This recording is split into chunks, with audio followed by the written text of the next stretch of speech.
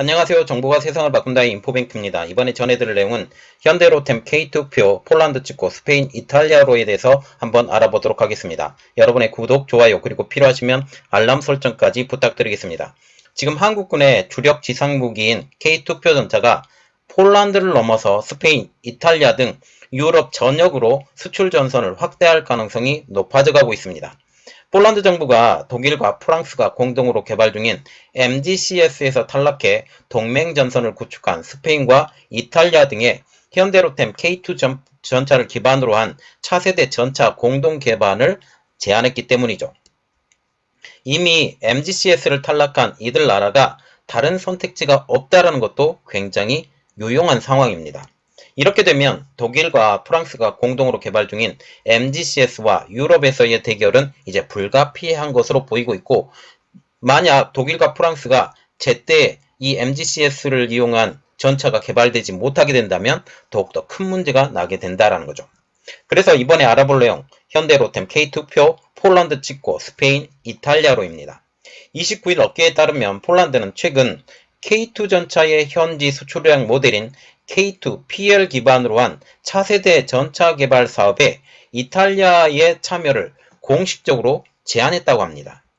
이탈리아는 주력 전차인 C1 아리에테 현대화 작업을 진행하고 있는 중인데, 차세대 전차 도입이 시급한 상황이기 때문에 폴란드와 협력할 가능성이 아주 높습니다. 그리고 지금 군 관계자도 이탈리아와 폴란드, 스페인의 협력이 새로운 주력 전차 개발로 이어질 것이라는 확신이 있다라고 말하면서, 원칙적으로 지금 폴란드와 스페인 그리고 이탈리아가 공동으로 개발할 가능성이 여기에서 뉘앙스가 굉장히 크다라는 거죠. 이탈리아의 내부적으로 전차 현대화 작업은 지난달에 이미 승인이 난 상황입니다. 그래서 이제 현대화 작업을 하는 것은 이제 돌이킬 수 없는 상황. 왜냐하면 지금 유럽에서 러시아의 공세를 막기 위해서는 이제 새로운 전차가 필요성이 이제 더욱더 크게 대두가 되는 상황이기 때문이죠. 이탈리아는 오는 2035년 이후에 차세대 탱크를 도입할 계획을 가지고 있습니다. 이탈리아 전차는 105mm 기관포 또는 120mm 기관포를 장착한 300대의 차륜형 센타우로 또는 센타우로2 구축 전차로 보완할 예정입니다. 그래서 이전의 전차는 모두 다 버리겠다는 뜻이죠. 그리고 폴란드는 이탈리아 외에도 스페인에게도 공동 개발을 제안한 상황입니다. 이탈리아는 이미 제안을 수락한 상황이고, 스페인도 이제 대답을 기다리는 중으로 알려지고 있죠. 스페인은 이탈리아 차세대 전차를 위해 글로벌 협력이 고려되고 있는 상황입니다. 그래서 이탈리아 플러스 스페인 이렇게 스스로 개발을 하려고 했는데, 여기에 폴란드가 더 끼어들게 된 것이죠. 이미 스페인은 이탈리아 제안을 위해 사전 검토 차원에서 폴란드와 접촉을 한 것으로 알려지고 있습니다. 이렇게 해서 폴란드, 스페인, 이탈리아 삼각구도가 형성된다라는 것이죠. 폴란드 정부가 이들 국가의 차세대 전차 개발을 제안한 이유는 한국의 K2 전차의 대규모 기술 이전이 있었기 때문입니다. 한국이 이번에 그 K2 전차를 판매를 한다라고 하면서 이 기술도 같이 공동으로 넘겨주겠는데, 물론 100% 기술을 넘겨주는 것은 아니에요. 그러나 중요한 부분에서 기술을 넘겨주고, 중요한 파워팩 같은 경우는 한국형으로 계속 쓸 가능성이 더욱더 높다라는 거죠. 결국 K2표의 폴란드 파생형인 K2PL 기반으로 차세대 전차를 개발하겠다는 것입니다. 현대로템은 폴란드와의 계약에 따라 기성품인 전차를 납품할 뿐만 아니라 폴란드 생산에 필요한 노하우와 기술도 전수합니다. 그래서 지금 협력 관계가 지금 MOU를 맺은 상황이죠. 폴란드는 프랑스와 독일이 공동으로 진행하는 차세대 전차 프로젝트인 MGCS에서 이미 2020년에 탈락한 상황이죠. 지금 프랑스와 독일이 차세대 전차를 만들겠다라고 프로젝트를 만들었어요. 이 프로젝트를 만들었는데, 지금 스페인도 마찬가지고 이탈리아도 마찬가지고 폴란드도 다 기웃거렸습니다. 다 기웃거렸는데 모두 다 퇴짜. 그래서 이 세 나라가 한꺼번에 모이게 되는 것이죠. 여기에 스페인과 이탈리아도 이 프로젝트에 관심을 가졌지만, 폴란드와 독일이 주도하는 프로젝트로 한정시켜버렸습니다.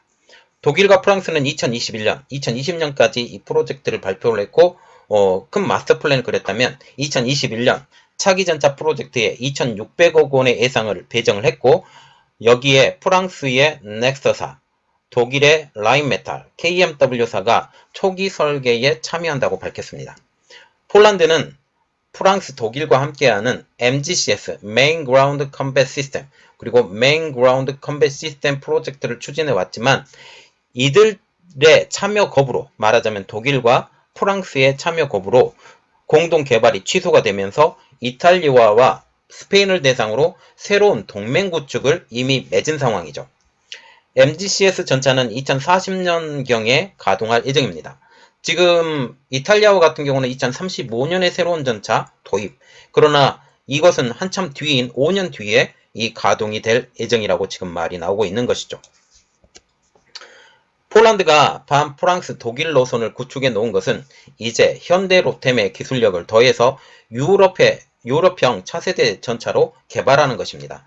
한국형은 좀 장갑이 좀 부실하다고 얘기가 나오고 있지만 실제로 그 기술은 다 가지고 있는 상황. 그리고 독일의 라인메탈사의 전차가 더 좋다고 얘기가 나오고 있지만 차세대 전차로 만들 경우 더 저렴하게 그리고 더 효율적으로 사용할 수 있을 것으로 지금 예상이 되고 있죠.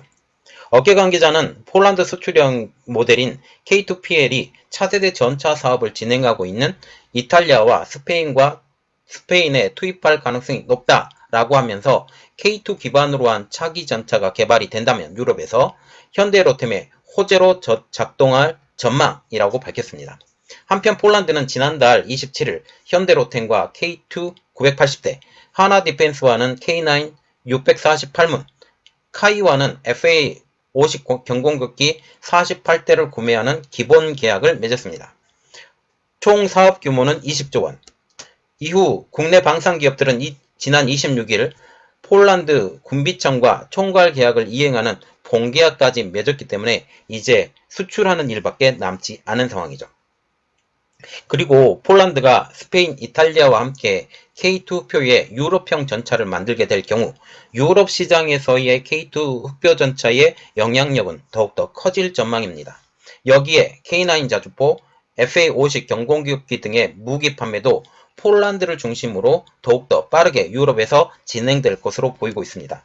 이제 유럽에서 독일과 프랑스가 개발 중인 MGCS와의 경쟁이 이제 2040년, 35년 이후로 더욱더 치열해질 것으로 보입니다. 자, 지금 보시면 현대로템이 뚫기 어려웠던 유럽향을 뚫기 시작했습니다. 이렇게 뚫기 시작하면서 더욱더 크게 커져갈 수 있는 한국 방산이 될 수 있다는 거죠. 이번에 폴란드에서 개발하지만 여기에 투자 MOU를 맺었고 투자 비용의 일부분을 한국이 다 받아갈 수 있기 때문에 이러한 것들은 또 현대로템의 지위를 또 받는 부분들도 있습니다. 이러한 것들이 더욱더 크게 발전할 것이고 100% 기술 이전이 아니기 때문에 일정 부분은 한국의 기술 개발이 계속 진행되는 한 현대로템이 여기서 독보적인 지위를 가질 가능성이 높죠. 자, 이 이야기가 어떻게 진행되는지 우리 한번 같이 지켜보도록 하겠습니다. 이번 내용은 여기까지 하겠고요. 저희 내용이 여러분들에게 도움이 됐다고 생각을 하시면 구독과 좋아요 그리고 필요하시면 알람 설정까지 부탁드리겠습니다. 감사합니다.